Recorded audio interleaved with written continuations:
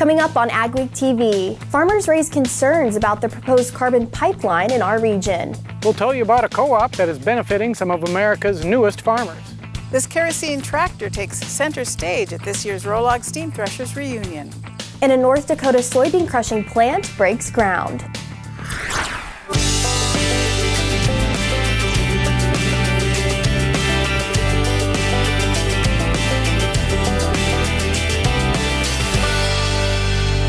Welcome to Agweek TV. I'm Emily Beal.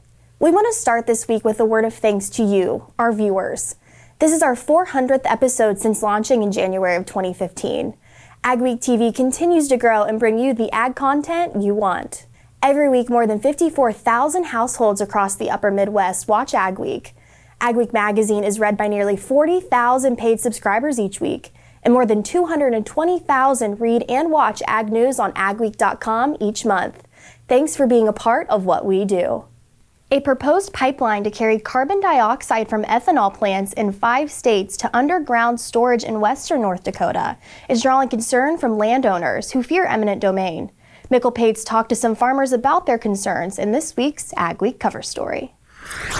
You want to rile up landowners, bring up eminent domain. Mark Lapke and his father Kevin sell corn to the local Glacial Lakes energy plants. The ethanol co-op would like to add value by safely disposing of CO2 byproduct through the planned Summit Carbon Solutions pipeline.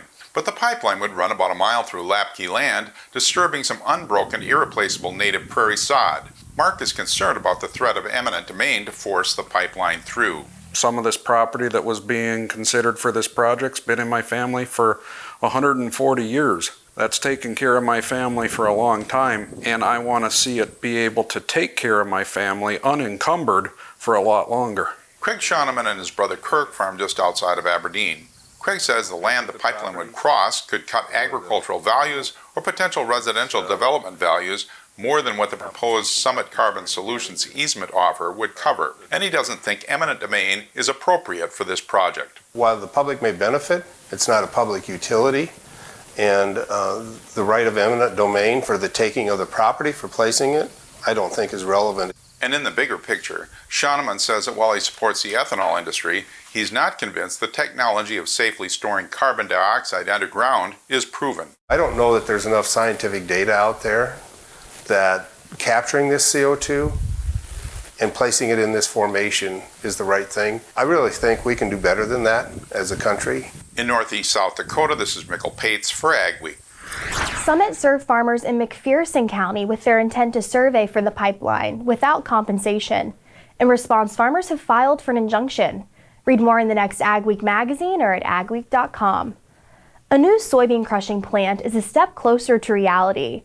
The North Dakota soybean processors held a groundbreaking ceremony this week in Casselton, North Dakota, to celebrate the start of construction of the $400 million plant. Jeff Beach was there and joins us now with more.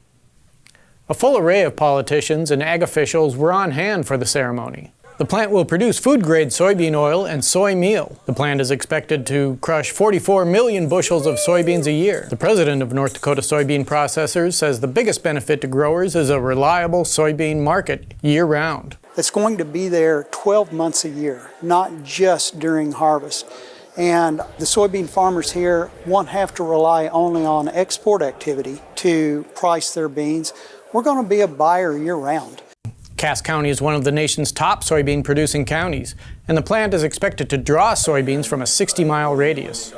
The goal is to add value to soybeans here rather than exporting them to other states and countries. So the idea is to have processing here in North Dakota that adds value to the farmer, to other related businesses, transportation, and then add that value and then ship products, both meal and oil, from this area.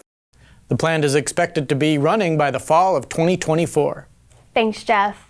Like most every crop, barley got a late start in the spring, but the crop is looking good. Gary Beck grows barley in northeast North Dakota. Most of it is contracted to Anheuser-Busch for malting. Some that doesn't meet malt quality is sold for pet food. Beck is hoping for a good yield, averaging about 90 bushels an acre. While many North Dakota farmers have stopped growing barley, Beck says it's a good fit for his farm. In the last 30 years, of course, the water table is raised so high. So we have more and more trouble with salt soil. And barley does so well in those kind of soils. So it's great for our rotation. We like it. It spreads out our harvest. We get it done early, and we can go to the next crop. Beck also raises and conditions barley seed varieties for Anheuser-Busch. Although Colin Peterson lost his U.S. House seat 2 years ago, he's still a powerful voice in ag. Peterson has organized the Midwest Council on Agriculture. It's a group of ag leaders working together to influence farm policy. It held its first gathering this week in Detroit Lakes, Minnesota. The high-profile speakers included the Farm Service Agency's top administrator, the general counsel to the U.S. House Ag Committee, and the Ag Department's undersecretary for Rural Development. I'm really grateful to get to be here to listen to people on the ground about how to best support the people who produce our food and our fiber and our fuel that sometimes the rest of Americans take for granted. The North and the South join together and, not compete, but work together to do better things for agriculture. Peterson was the longtime chair of the House Ag Committee. Coming up on Agweek TV, this 1909 Kerosene tractor is the star of the show this year at the Rolog Steam Threshers Reunion. Small or large, Superior Grain Equipment has the storage, conditioning, and handling equipment to fit any size operation with a wide variety of options and accessories, including our patented Blockbuster auger to help break up blockages over the center sump gate, and a full line of mixed flow grain dryers with even heating, excellent efficiency, and expandable capacities. Protect your investment and market your grain. Get superior quality, protection, and reliability with Superior Grain Equipment. You can get the field results you want in varying conditions with the flexibility of the Summers VRT Renegade. Featuring on-the-fly blade angle adjustment from 0 to 19 degrees. And if you want the simplicity of a super coulter with the ability to move a little dirt, you'll love the all-new Summers Super Coulter Samurai. Go to summersmfg.com or visit your local dealer to learn more about North America's broadest line of tillage equipment and other products from North Dakota-based Summers Manufacturing. Hi, Bill Kelsey here, Geringhoff Territory Manager, covering northern Minnesota and the Dakotas. At Geringhoff, we offer a full line of the best harvest headers and residue management systems on the market. Contact me today to discuss your farm's needs. From there, I'll connect you with an authorized Geringhoff dealer.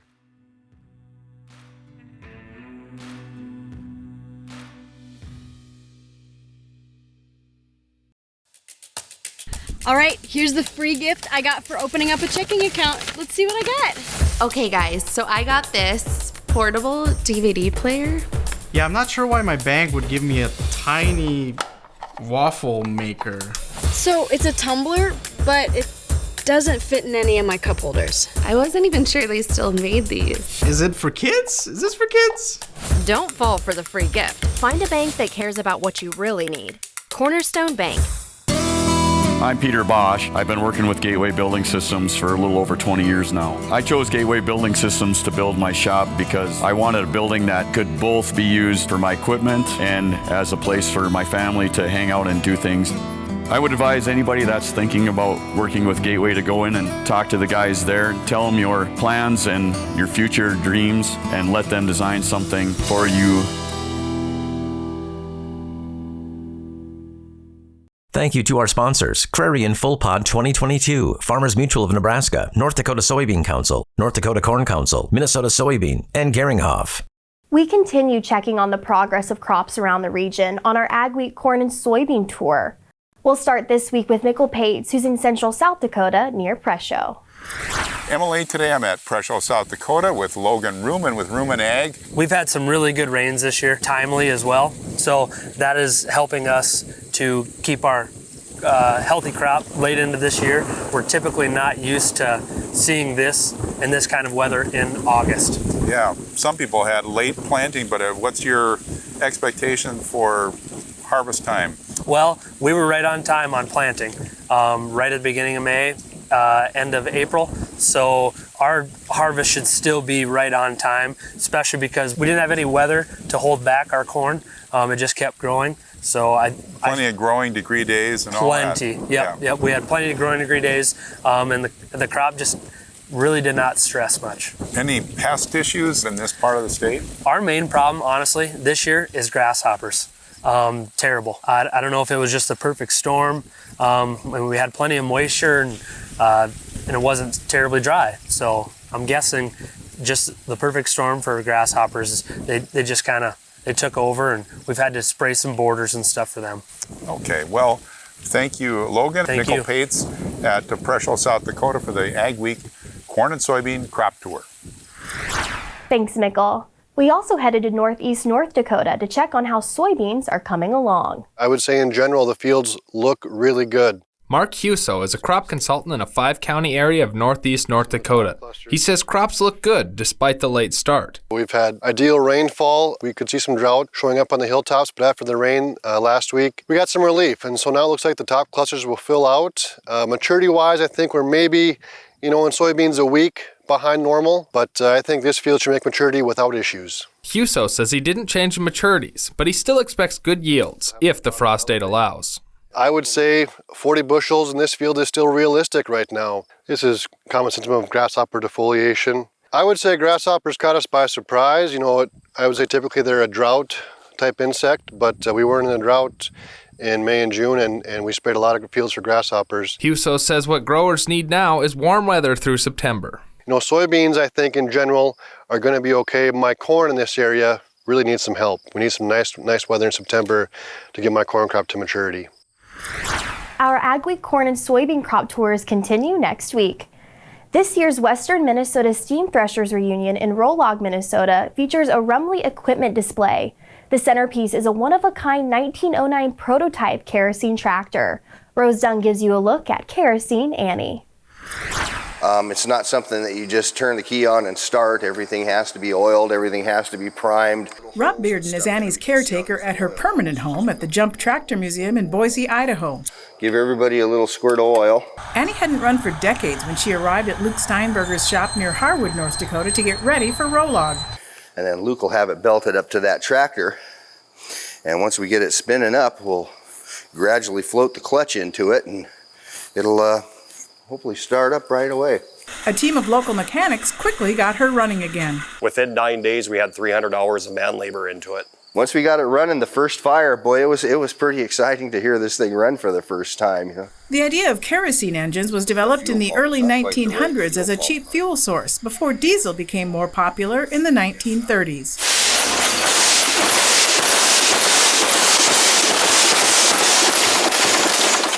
Annie was used as a prototype for just 1 year and then sat behind the Rumley factory in LaPorte, Indiana until the 50s when she was discovered by a collector and restored. The whole tractor is actually brand new. There's very little time on it. All the gears are new. All the inside of the engine is pretty much new. So my great-grandparents farmed with Rumleys in western North Dakota around Minot. Steinberger's lifetime love of Rumleys prompted him to start working to bring an exhibit to the Rolog reunion. It's taken several years of planning and the help of several sponsors, but it's finally coming to life. The expo will feature 5 one-of-a-kind Rumleys. We need to bring new things that they haven't seen just to keep things fresh too, and there would be nothing greater than Kerosene Annie to do that, something to be seen and touched and felt and heard and actually used. Throw this back up into reverse. We plan on plowing with it. We're going to run a pump with it and do some threshing with it, and might even take the Steam Queen for a ride in it.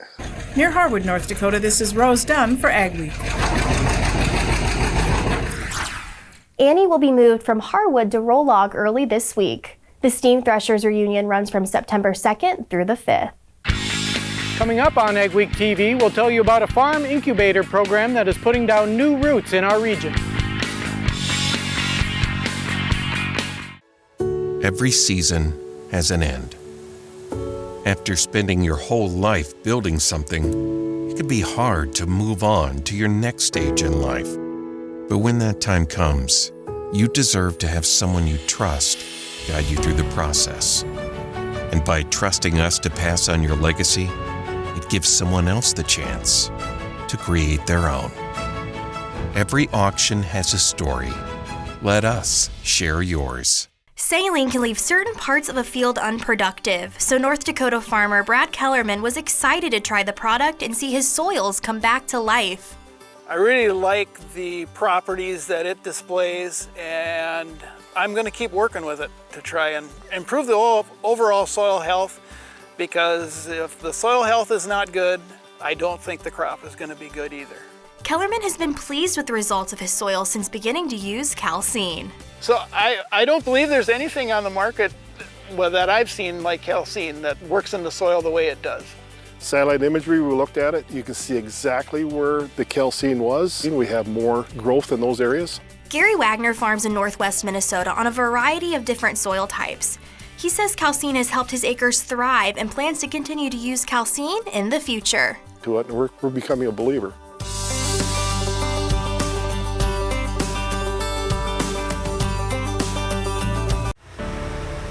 Farming is more than just work. It's your way of life. Protecting your family's legacy is our way of life. Through challenges and successes, we understand your family's insurance needs. With every turn of the wheel, for every investment, through every season, generation after generation, Farmers Mutual of Nebraska, always alongside you. Dynaflow is the ultimate high-volume water management pump. Whether you're experiencing flooding, emptying sloughs, transferring ponds, or working on irrigation, the Dynaflow pump works in as little as 18 inches of water and is designed to move 3,000 gallons per minute. The Dynaflow lift pump is the perfect upgrade to your drain tile system. Using line shaft turbine pump technology, these pumps are made to last while operating efficiently. Dynaflow drain tile pumps can move up to 1,500 gallons per minute, up to 3,400 feet away. As the region heads into fall months, can we continue to expect mild weather? Here's John with our agri-weather outlook. It's not quite the end of the growing season yet, but we are nearing the end of standard part of summer, and the overall general outlook is being dominated by a couple of things around the country. The jet stream pattern that was setting up to be fairly weak during much of the month of August, leading to a lot less severe weather, generally a little bit less rainfall. Well, it's still a fairly weak weather pattern. Late summer trends, we'll take a look at where the warm weather is, where the cool weather is. You'll find that will likely be fairly unspectacular. And because of the weak jet stream, not anticipating a great deal of above normal moisture, at least into the northern plains, upper Midwest region. There will be some parts of the country that will be fairly wet. Jet stream right now, the primary branch is still straddling the southern part of Canada. There are little weaker jet streaks that drop further south. One notable one has kept atmospheric pressures and heights a little bit cooler over the eastern U.S., which has kind of reduced over the last couple of weeks a lot of the East Coast typically late summer hot weather. Well, as we go through this week, that's still going to be there. So the coolest weather into the lower latitudes will be dropping down into parts of Ontario and Quebec and the Canadian Maritimes, where there will be some jacket weather. Most of the upper Midwest northern plains will be fairly warm. By that, I'm meaning 70s and 80s. There will be some cooler areas around the Great Lakes at times, and we're still looking, because of this ridging, even though the jet stream is weak, there will be a narrow region of hot temperatures working up through much of the lower elevations of the western United States, the central and western parts of the high plains. That's going to be the general shape of things this week. Up north, the cold weather not really making any inroads. However, as we shift toward the second week, this is the first full week of September, I do start to anticipate seeing a little bit of a low pressure troughing along the west coast, jet stream dropping southward. While I don't look for that to really make any great inroads into the United States, I do think we'll start seeing some chillier early fall weather beginning to at least gather in northwest Canada and the western part of the prairie provinces, mostly up north. There it sits. We'll see when it comes down. Most of the United States will still be in a fairly warm pattern, a little cooler than average in the east, a little warmer than average in the west. As far as precipitation goes, with all of that tropical activity, could affect this if a hurricane forms sometime over the next couple of weeks. But generally speaking, thunder showers along the Gulf Coast, the old subtropical monsoon, that low pressure system that brings Pacific moisture into the southwest this time of year. West Coast continues to be fairly dry. Northern plains, upper Midwest, there'll be storms, but they'll be spotty and not very many of them over the next couple of weeks. Any concentration of rain will be in the eastern part of the Corn Belt. Not that much out in the Great Plains, at least over the next couple weeks. Since the inception of Vaterstadt, the spirit of innovation has led the company. We push the limits, providing innovative and reliable seeding and tillage solutions that simplify everyday life for farmers. We continue to reimagine the capabilities and technology behind farm machinery, providing customers with a perfect emergence while maximizing their yields. We look forward to growing together. Last year's drought and this year's late planting season put some farmers behind schedule. But there's a new nano-liquid technology that could help play catch-up by delivering nutrients to your crops more efficiently. Let's take a look at how this new technology works. Erickson Custom Operations introduced AquaYield to the region in 2018. Farmers and producers alike have grown to appreciate this nano-liquid technology that's helped stretch their dollar thanks to AquaYield's impressive use rate. The use rate is like 4 ounces an acre, which is a very low use rate. AquaYield has also allowed farmers to lower their input costs while their yields continue to rise. I mean, really all from between $3 to possibly $8 on a per acre cost to you to try it. So very inexpensive. For more information, call the number or visit our website on the screen.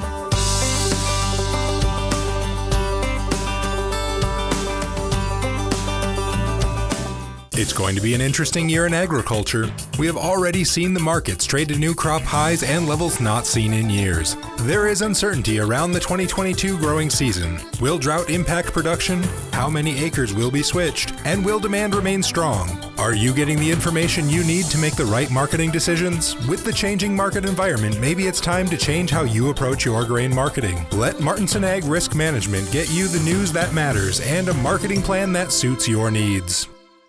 Small or large, Superior Grain Equipment has the storage, conditioning, and handling equipment to fit any size operation with a wide variety of options and accessories, including our patented Blockbuster auger to help break up blockages over the center sump gate, and a full line of mixed flow grain dryers with even heating, excellent efficiency, and expandable capacities. Protect your investment and market your grain. Get superior quality, protection, and reliability with Superior Grain Equipment.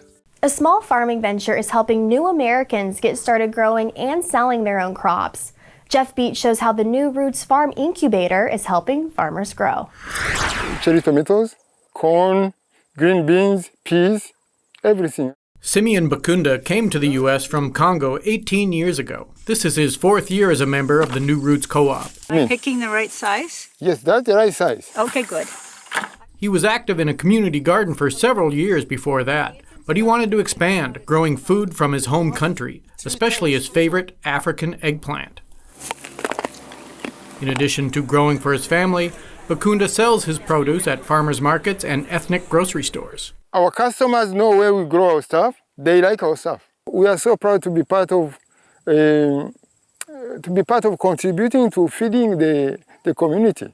The New Roots Incubator has 12 members this year. They are working to expand on 60 acres near the Prairie Rose Farm at Felton, Minnesota for the 2023 growing season. It's gorgeous. It looks like things are going really well this year. Yes. Verna Kragnes is one of the co-op's founders and helped raise money to get it started and now to grow. The incubator gives farmers support they need from equipment to marketing. That's what we're really excited about with New Roots, is to see in the future more and more farms that have gotten themselves launched and successfully operating. A qualifying farmer will become eligible for help such as crop insurance through the Farm Service Agency. So a lot of these vegetables are new to you? Yes, yes. Mohan Dakal and his wife came from Bhutan in 2014, where they had been farmers. So this small piece of land feels like home. We are happy to have this. So this garden is good for us. Oh, wow, look at that. Yeah. That's great. This is great.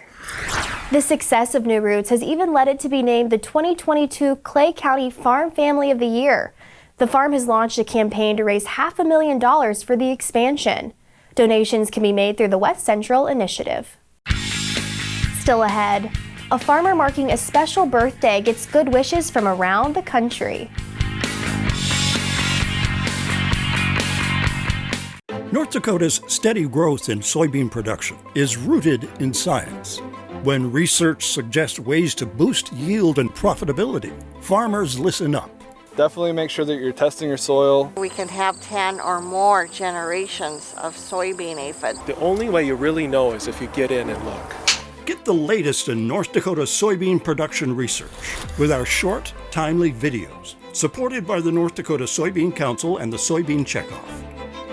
The team at North Star Ag is committed to quality and committed to you. We're not just a full-service dealer, we're farmers too, so we know you need the best machinery and services that'll keep you going all season long. We have the largest equipment inventory in the upper Midwest with a well-equipped parts and service department. So whether you need machinery tomorrow or parts today, stop in and experience what North Star Ag can offer on our website at northstar-ag.com or give us a call at 701-361-4790.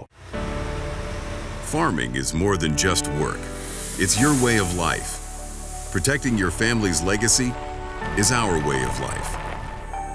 Through challenges and successes, we understand your family's insurance needs. With every turn of the wheel, for every investment, through every season, generation after generation, Farmers Mutual of Nebraska, always alongside you. Don't miss out on the equipment you'll need next season. Titan Machinery, your local Case IH dealer, has early order discounts on its full line of powerful, efficient, new Case IH equipment, including tractors, combines, and self-propelled sprayers. Get a great deal and ensure that you have the latest in productivity and technology. Supply chains are tight. Contact your Titan Machinery dealership today and find out how much you can save by ordering ahead. Titan Machinery, your local Case IH equipment experts. My name is Carson, and I'm a fourth-generation corn farmer. The corn that's grown in North Dakota, you could probably trace all over the world. Back growing up, it was always hauled to the local elevator, and now we haul directly to an ethanol plant who processes that corn into a clean-burning fuel. The North Dakota ethanol industry uses over 150 million bushels of corn and returns $640 million to the state economy. Oslo, Minnesota farmer Earl Mallinger has been getting lots of birthday wishes from all over. The farmer gained national attention, even a spot on ABC News, after word got out that he was celebrating his 105th birthday earlier this month. That makes him one of, if not the oldest working farmer. Earl still grows sugar beets on 1,000 acres in northwest Minnesota. In fact, he's American Crystal's oldest grower and has no plans to quit. I don't like to be alone. I like to be out with people and look at the crops. Well, I call myself a windshield farmer now. I like the fresh air, and I like to see the crops grow. Earl gave up golf 3 years ago, but he still meets his friends at Kitty's Cafe every day for coffee and a card game. His secret to longevity? Keep moving. Stories you'll only see on Agweek.com and in Agweek magazine this week. Minnesota officials have launched an ad campaign to warn producers about the dangers of Palmer amaranth. And potato harvest in North Dakota is close at hand. How does the crop look? We appreciate you watching Agweek TV. Remember to check us out daily on Facebook, Twitter, Instagram, and TikTok to keep up on all your ag news. Have a great week.